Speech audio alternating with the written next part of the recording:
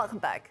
The World Health Organization urged people to ditch Christmas celebrations amid the rapid spread of Omicron. The highly contagious variant is now the dominant strain circulating the United States, the country with the highest COVID caseload. As the frosty season descended upon the Northern Hemisphere, U.S. health officials have sounded a grim alarm. The heavily mutated Omicron COVID variant is now responsible for over 70% of America's new cases in at least 48 states. This is up from a mere 3% just 1 week ago, and happened 20 days since the first Omicron patient was detected on U.S. soil.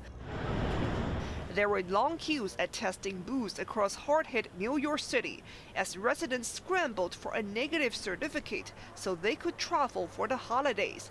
The country's top infectious disease expert urged people to get vaccinated or boosted against the contagious variant before going on the road. This is the part that binds to the receptor in your nasopharynx. When the mutations make this much easier to bind, then you get a much more transmissible virus. Unlikely that it's going to be more severe. Possibly it might be less severe. More than 1 year after its vaccination campaign began, only 61% of Americans are double jabbed. President Joe Biden is set to make another national plea to get a shot after meeting with his COVID response team. We continue to see, and our health experts assess, that you're 14 times more likely to die of COVID if you have not been vaccinated versus vaccinated. Omicron is barreling through Britain like a tsunami, with another 8,000 patients added to the variant's tally, which has now exceeded 45,000.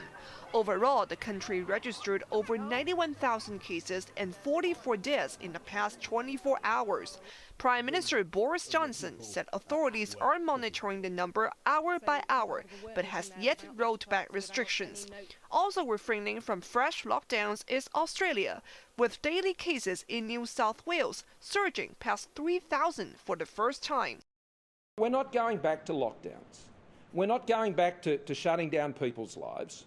We have to move from a culture of mandates to a culture of responsibility. That's how we live with this virus into the future. The World Health Organization took a more cautious approach, calling on people to scrap Christmas gatherings.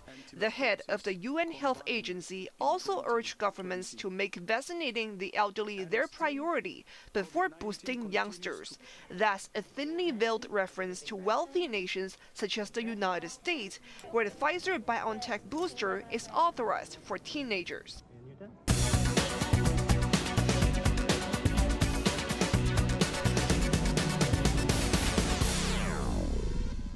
Trading for the Turkish Lira remained volatile after the government intervened to lift the currency out of a historic low. The Lira dropped 1.2% to 13.4911 per US dollar in early Asian trading. It surged 23% yesterday from a record low of 18.3633, the biggest rally in nearly 4 decades. The rebound came after President Recep Tayyip Erdogan announced drastic measures to stop people from buying foreign currency. He promised to cover losses incurred by holders of Lira deposits should its declines against hard currencies exceed interest rates promised by banks. Now let's take a look at the markets. The Hang Seng Index closed up 226 points. Top 10 active stocks: Tencent up $10.80, Alibaba down 60 cents, and Xiaomi up 78 cents.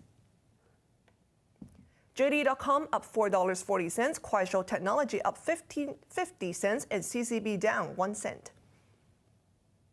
Forex trading against Hong Kong dollar. Euro is trading at 8.80, British pound at 10.33, and Australian dollar at 5.56. Over to the UK market, FTSE 100 is up 70 points. On to the weather now. The sun will peek out again tomorrow as the rise weakens into a low-pressure area.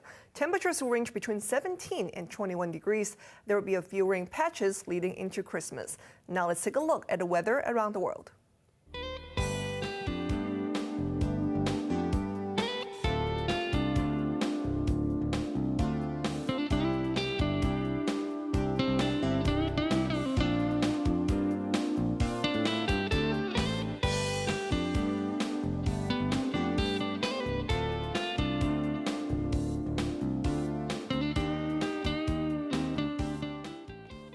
That's our main news for this Tuesday night. We'll see you again at 11 with more updates. I'm Sarah Wong.